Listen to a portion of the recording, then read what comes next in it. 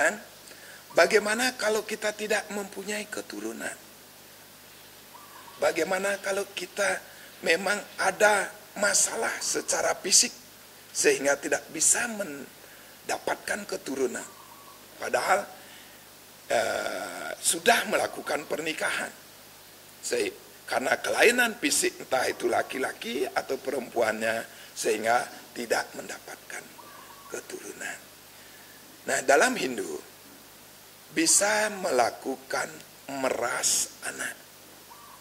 Bahkan disebutkan di dalam Namo Dharma Sastra, apabila kita memeras anak laki-laki dan anak yang kita peras ini berperilaku baik, menjadi anak yang suputra, maka haknya sama.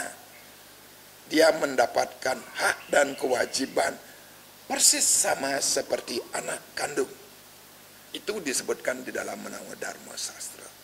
Jadi meras anak itu diperbolehkan di dalam Hindu untuk meneruskan atau untuk melanjutkan tugas-tugas yang ada di dunia ini. Apalagi itu di Bali, untuk melanjutkan ayah-ayahan yang ada di desa Pakraman, di Banjar dan lain sebagainya. Itu sudah penting sekali untuk memiliki keturunan, baik anak kandung, anak biologis, atau anak dengan meras. Karena banyak sekali di Bali ini orang melakukan meras anak karena kendala atau ada kelainan pada fisiknya. Bagaimana kalau kita tidak memiliki anak dan juga tidak meras anak? Apa hukumnya menurut Hindu? Kalau secara skala sudah tentu pasti ada, dan niskala pun pasti ada. Secara skala, kalau kita tidak memiliki anak, maka di saat kita tidak mampu, bilanglah setelah kita tua dengan umur di atas 60 atau di atas 70 tahun, fisik ini mulai melemah dan kita tidak mampu melakukan sesuatu persis seperti saat kita muda dulu, siapa yang akan membantu kita? Kalau kita mempunyai anak, pasti seorang anak ini akan bakti kepada orang tuanya dan mau menolong orang tuanya. Sehingga pada hari tua kita masih tetap bisa merasakan kebahagiaan tersebut. Makanya disebutkan yang Titiang sebutkan tadi, seorang anak mampu melenyapkan penderitaan orang tuanya. Bahkan ayah-ayahan, apalagi ada yang masih menerapkan ayah karang, ayahan desa. Ada beberapa desa masih seperti ini di Bali. Apabila tidak punya keturunan, maka pekarangan itu akan diambil kembali oleh desa. Karena semua pekarangan yang ditempati itu adalah milik desa. Maka dari itu sangat penting untuk memiliki keturunan. Bahkan pernah Titiang mendapat pertanyaan, kenapa Tuhan itu mencipta? Bahkan Tuhan itu repot mencipta dan repot untuk mengurusi semua ini. Mungkin bahasanya seperti ini kan. Titiang bahasakan seperti itu.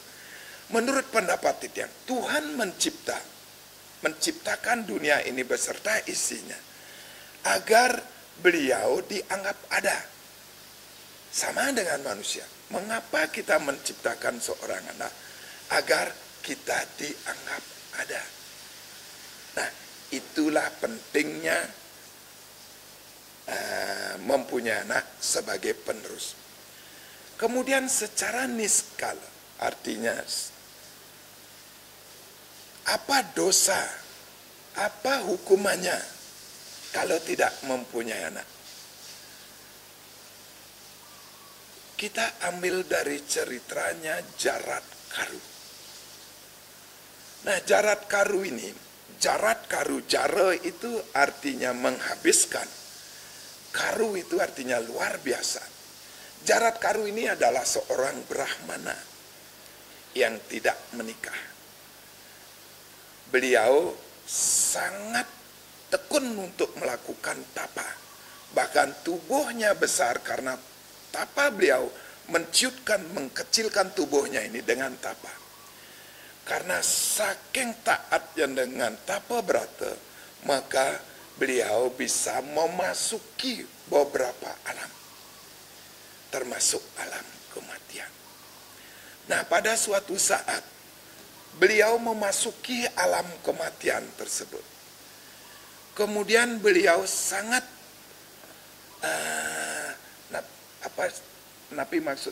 beliau sangat terharu melihat seorang roh yang tergantung di bambu petung, istilah Balinya tiing petung, yaitu dengan nyungsang kakinya diikat pada tiing petung.